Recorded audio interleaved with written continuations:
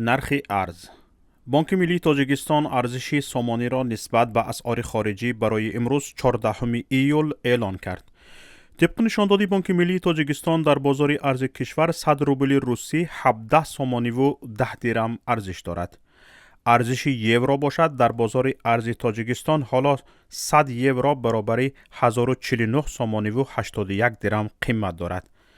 ارزش دلار آمریکایی در بازار ارز تاجیکستان 100 دلار برابر 1048 سامانی و 87 درم می باشد. نرخ طلا. قرب طلا در برج های لندن صبح امروز 1727 دلار و 65 سنت برای یک اونس تعیین شد. تثبیت نرخ میان بانکی طلا هر روزی معاملات تجاری در ساعت 10 صبح و ساعت 15 بعد از ظهر به وقت گرینویچ انجام می‌یابد. نتیجه های تثبیت به عنوان محک در معاملات شمش طلا در سراسر دنیا مورد استفاده قرار می‌گیرد. برای معین کردن بهای طلا 5 بانک لندن شرکت می‌کنند و میان آنها طلا داد و ستد می‌شود. نرخ نفت خام. نرخ میانه فروش هر بشکه نفت خام تحویل ماه آینده در برج های لندن 99 دلار و 22 سنت معامله شد. نرخ میانه هر بشکه نفت خام تحویل ماه آینده در برج های نیویورک 95 دلار و 83 سنت معامله شد. سنجش نشان داده است که از پایان ماه می سال جاری نرخ چکنه محصولات نفتی پایان رفته است. همین طور نرخ چکنه بنزین، سوزشواری دیزلی و گاز مایع پایین رفته، ولی در اولهای ماه ایول نرخ سوزشواری دیزلی تدریجاً گرانتر شده است.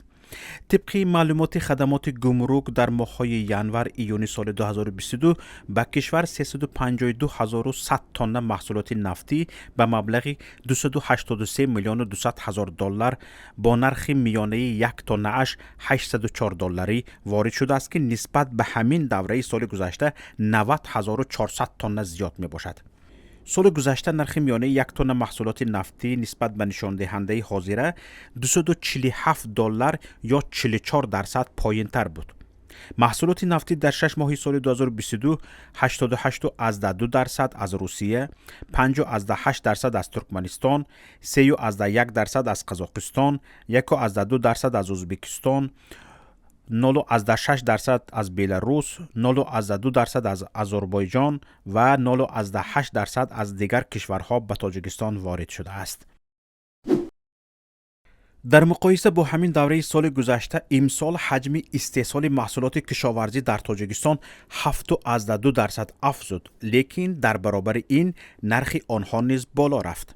سبب‌های اساسی بالاروی نرخ محصولات کشاورزی را مسئولین افزایش خراجات به پرورش آنها یعنی خراجات به سوزشواری و نوری‌های مینرالی ربط می‌دهند. گفته می شود حدود 70 درصد از ارزش اصلی محصولات را خراجات به سوزشواری و نوری‌های مینرالی تشکیل می دهد. به گفته وزیر کشاورزی جمهوری سعدی کریمزاده طلبات تاجیکستان به گندم 2 میلیون تن را تشکیل می دهد. در تاجیکستان 850 هزار تن گندم استحصال می شود. بر ضمن این همه ساله تاجیکستان از قزاقستان از 1 میلیون تا 1 میلیون و 200 هزار تن گندم می خرد. در همین حال خبرگزاری از پلوس نرخ 5 نوع محصولات را با نرخ سال گذشته مقایسه کرده است که در تاجیکستان از همه بیشتر استحصال شده است. اما محض نرخ همین محصولات نسبت به سال 2021 از همه زیادتر بالا رفته است. ماهی 1145 تن استحصال شده است که در مقایسه به همین دوره سال گذشته 26.5 درصد زیاد می باشد، ولی نرخ میانه 1 کیلوی ماهی باشد از 20 تا 40 درصد بالا رفته از 35 تا 60 سامانی شده است. تخم 576 میلیون و 100 هزار دانه استحصال شده است. طبق آمار استحصال در مقایسه با همین دوره سال گذشته 24.5 درصد زیاد می باشد. نرخ میانه یک دانه تخم 1 سامانی و 40 درم است. با این نشانداد نرخ تخم نسبت سال گذشته 40 درصد افزوده است. گوشت مرغ امسال 20,300 تن با افزایش 11.5 درصد استحصال شده است، اما نرخ میانه آن 40 سامانی بوده نسبت سال گذشته 25 درصد قیمت شده است. انگور باشد 2400 تن با افزایش 1.2% نسبت سال گذشته استحصال شده است. نرخ میانه انگور 15 سامانی بوده، نسبت سال گذشته نرخ 50% بلند شده است.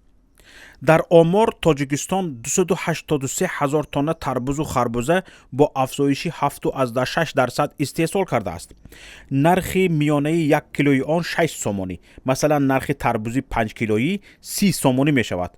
نرخ باشد با همین حال 50% گران شده است.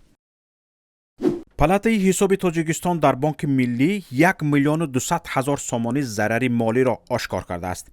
در گذشته نیز این نهاد در بانک ملی کمبود مالی را آشکار کرده بود. فیضعلی احمدزاده معاون رئیسی پالاتای حساب تاجیکستان امروز 14 ایول ضمن نشست خبری در دوشنبه گفت که این مبلغ از جمله از حساب مال مواد ارزشدار، اضافه نویسی کارهای تعمیری و ساختمانی، ضرر از فروش اموال دولتی، طلب واسطه های پولی، مبلغ کم حساب گردیده و رویپوش گردیده اندازها معین شده است. پالاتای حساب تاجیکستان در 6 ماه سال جاری در دیگر وزارت و اداره های دولتی نیز اودیت مالی گذرانیده در نتیجه بیش از 150 میلیون سامانی کمبود مالی را آشکار کرده است. به اطلاع پالاتا این آمار در مقایسه به همین دوره سال گذشته در حجم 75.6 میلیون سامانی زیاد بوده است.